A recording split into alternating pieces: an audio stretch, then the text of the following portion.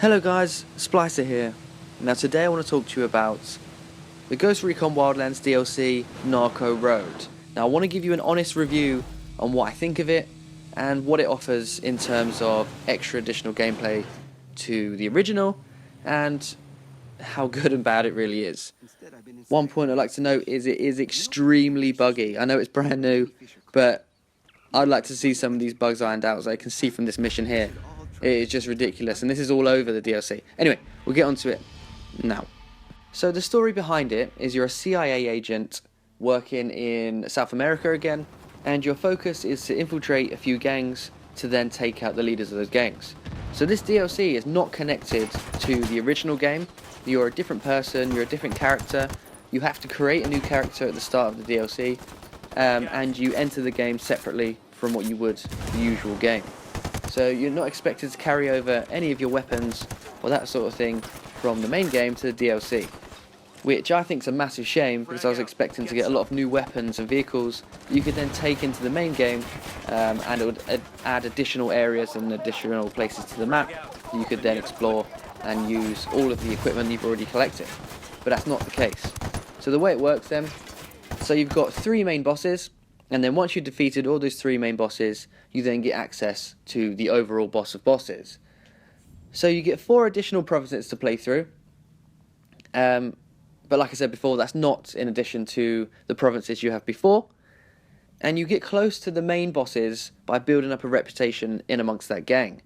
So you'll have 5 main missions, not including the boss mission, to build that reputation, but then on the side of that, you'll have things called electro challenges, which are, to be honest, stupid little challenges where you'll drift around a corner or jump off a cliff or whatever, and then you'll succeed in that challenge and get some followers to then build that reputation.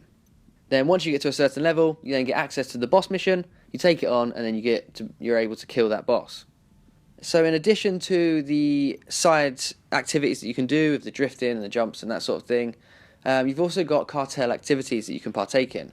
So there'll be animal trafficking, air spray, so you can spray the cocoa plants, and lost cars, and there's also one where you've got like a meth truck and you've got to drive it to a certain place to deliver the drugs.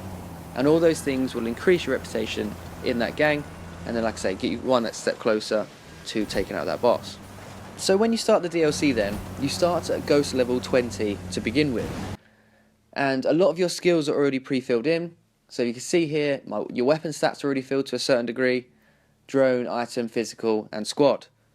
And for me personally, I don't know if this is the same for everybody else, but I don't have any AI squad members with me throughout these missions. So if you die on a mission, that's it, you're dead forever. And then when it comes to the Santa Blanca support then, all those are filled out to the max. So again, you haven't got to do any support missions to gain extra vehicles or mortals or that sort of thing. They are all included at max level. Right, so moving on to weapons then. Now I think this is my biggest bugbear for this, not including the car races and the car jumps and that sort of thing. So we're expecting a lot of new weapons, or at least additional weapons to add to the ones we've already got. So if you have a look at, let's just look at the assault rifles then. So you've got a lot of specific weapons, so like boss weapons and that sort of thing. But if you look at the assault rifles, you've got an AK-47 undercover, AK-47 uprising, an AK-47 Carnage it's called, and your standard AK-47. So you're not actually getting any extra weapons. And if you look at the core weapons that you've got, you can actually change yourself and put attachments on. You've got 2 weapons, which is the AK-47 and the G2 in the assault class, which is unbelievable when we're expecting to get more content when we've been given pretty much hardly anything. The same can be said for the light machine guns. So you've got the 6P41 as a Reaper variant and the original, and your Type 95 and Dragon Breath, which is another variant. So you've got 3 light machine guns. Submachine guns, you've got 3 of those. So you've got your P90, your PP19, and what's called an Eagle Stare, which is your MP7. But again, you can't change that because it looks like it's another boss weapon. Sniper rifles, you've got 4 of those. One of them's a boss weapon.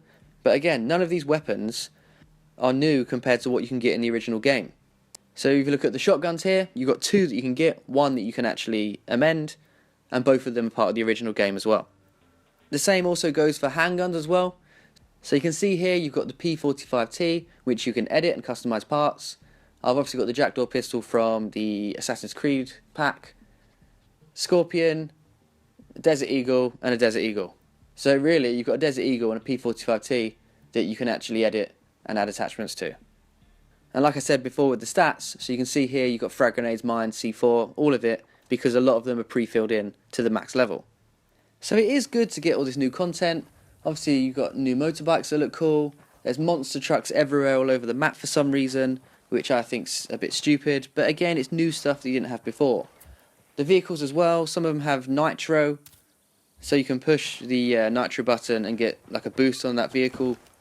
Also, some of the aircraft are a lot more maneuverable, so if you jump in a plane, you got like stunt planes, and although it's a lot more maneuverable, it is ridiculous to fly, and again it's just something that they've messed up.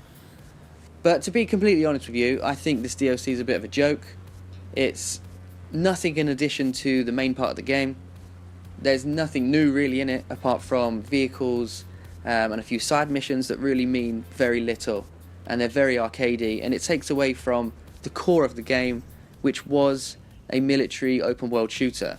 And they've sort of lost that and gone down this arcade route of nitro filled monster truck racing, jumping off of ramps and flying aircraft under bridges and that sort of thing, and it's just all a bit of a waste of time, to be honest. It's not in keeping with the original game, so you don't get any extra stuff for your main character, and you're playing with this extra person who has a lot less weapons to mess about with, less attachments, and it almost just seems like a bit of a waste of time. Yeah, it's great if the game was getting a bit dry for some people and you wanted some additional content, so a little sort of side game to play, which is that's pretty much what this is. It's just a side game where you get to live out a different experience. It's cool that you can infiltrate a gang and take out the leader. That's a cool concept, but they've done it in such a weird way where it's taken away from the purpose of the game. And for me personally, this DLC is a joke. I'm glad to see that they are bringing in additional content to the main game with the challenges side of things, which I'll bring out a video on soon, but I'm just hoping that the Fallen Ghost DLC will bring it back to its core and give gamers what I think they really want from the game, or the guys that saw it as a military open world shooter. It will give that sort of content boost and that depth to the game, where this is almost taking it away from it and just making it like just a bad version of GTA. Now don't get me wrong, I know a lot of people would like this sort of thing, and for them the game was getting a bit dry, so it's good to see a different aspect to the game, and they've incorporated a lot of new things.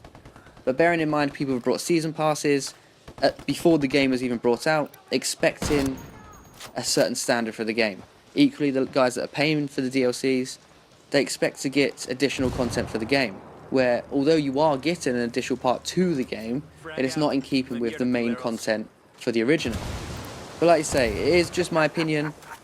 I feel quite strongly about this, as you can probably tell, but if you guys disagree or agree, let me know in the comments below, because I'll be interested to see how you guys think about it, and I would like to know sort of how people feel about the way the game's going, and if this DLC is in keeping with what you thought it was going to happen or not. So yeah, if you guys out there that haven't got the season pass and you were looking to buy the DLC, bear in mind that you'll be buying it for an additional parts of the game just to mess about with and give you like a different aspect to what the main game gives you. So you're not going to be getting any additional content to that, but obviously it will be additional in terms of you'll get to play a side piece. Before then, hopefully the Fallen Ghost DLC brings additional content to the main part of the game. So yeah, tell me what you guys think down below, and thanks for watching, and I'll see you guys in the next one.